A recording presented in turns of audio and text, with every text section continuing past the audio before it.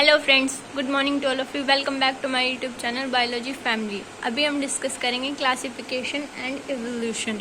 Last हमने topic discuss किया था बायोलॉजिकल क्लासिफिकेशन। उसमें हमने पढ़ी थी नीड फॉर क्लासिफिकेशन और advantages of classification. I hope आप सभी ने वो चेक कर लिया होगा। अगर आपने अभी वो नहीं चेक किया है तो please go my channel and check it. And अभी हम डिस्कस करेंगे classification and evolution.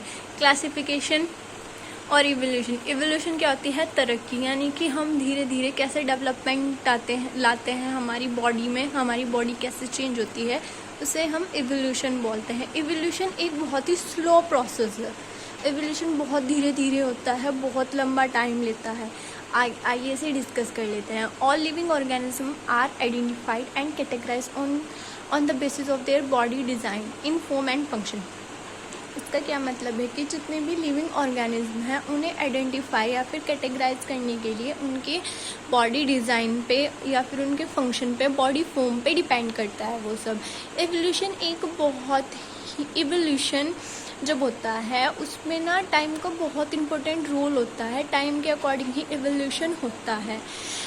Once a certain body design comes, मतलब क्या है कि जब एक बार बॉडी डिज़ाइन आ जाता है तो वो एक्सिस्ट करने में टाइम लेता है और उसको शेप लेने में भी काफ़ी टाइम लेता है। ये इफ़ेक्ट्स जो भी होते हैं ये हमारी बॉडी डिज़ाइन को चेंजेस कन्वर्ट करने के लिए यूज़फुल होते हैं। फर्स्टली जिसने आइडिया ऑफ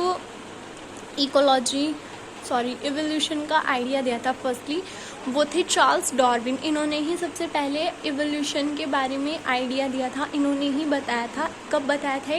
1859 में इन्होंने एक बुक लिखी थी, द ओरिजिन ऑफ स्पीशीज़। इसीलिए इन्हें चार्ल्स डार्विन को फादर ऑफ इवोल्यूशन भी कहा जाता है।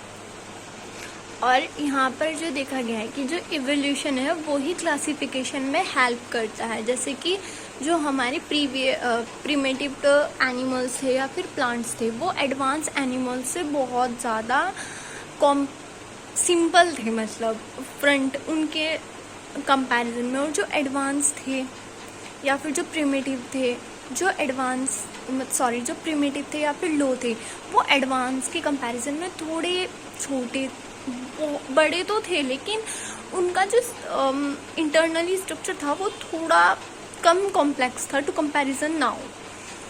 और ये प्रॉपरली रिलेट भी नहीं किया जा सकता कि जो इवॉल्व बॉडी डिज़ाइन है वो प्रॉपरली हमारी एंशिएंट एनिमल या फिर प्लांट के कंपैरिजन में इक्वली होगा।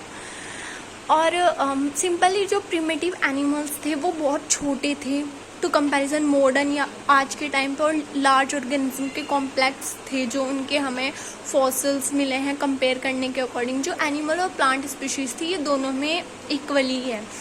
और जैसे इन्वायरमेंट में चेंजेस हुए, क्लाइमेटिक चेंजेस हुए, इन्वायरमेंट्स में चेंजेस हुए, उनकी वजह से भी हमने बहुत सारी एनिमल्स की और प्लांट की स्पीशीज़ को खो दिया है। Main system of arrangement of organism, यानी कि जो सिस्टम था अरेंजमेंट का ऑर्गेनिज्म की, वो ग्रुप में डिवाइड कर दिया गया। किसके बेसिस पे? उसकी सिमिलैरिटी के, डिससिमिलैरिटी के, डिफरेंस के और रिलेशनशिप के। इस प्रोसेस को हमने बोला क्लासिफिकेशन ऑफ सिस्टमेटिक। अभी स्टूडेंट लास्ट वीडियो में हमने डिस्कस किया था, टॉपिक बोला मैंने, कि इंडिया में अभी तक जो स्पीशीज़ साइंटिस्ट ने फाउंड कर ली हैं एटलीस्ट 1.7 to 1.8 मिलियन स्पीशीज़ इन अर्थ पर अभी तक फाउंड हो चुकी हैं जो कि लिविंग हैं। अब देखते हैं जो study the branch of science that deal with identification, यानी कि साइंस की वो ब्रांच जो आइडेंटिफिकेशन, नोमेनक्लेचर और क्लासिफिकेशन ऑफ ऑर्गेनिज्म में हेल्प करती हैं, उसे क्या बोलते हैं? उसे हम बोलते हैं टैक्सोनॉमी। मतलब वो उसे आइडेंटिफाई करने में हेल्प करती है। अब वो प्रोकैरियोट सेल्स के लिए भी हो सकती है और यूकैरियोट सेल के लिए भी हो सकती है। प्रोकैरियोटिक सेल्स वो सेल्स होती हैं जो मेम्ब्रेन बाउंड ऑर्गेनेलीज होती हैं, यानी कि उनके जो मेम्ब्रेन होंगे वो कॉम्प्लेक्स स्ट्रक्चर में होंगी। उनके सभी ऑर्गेनेलीज यानी कि माइटोकॉन्ड्रिया, गोल्गी, वो सब पैक्ड होंगे। लेकिन प्रोकैरियोटिक सिंगल सेल है, अमीबा, उसके पास बेचारी की डेफिनेट न्यूक्लियस नहीं है, तो वो फिर इतना कैसे कॉम्प्लेक्स होता है? तो वो तो सिंपल है। फिर जो सेल सिंगल होती हैं, कुछ सेल्स ग्रुप में मिलती हैं।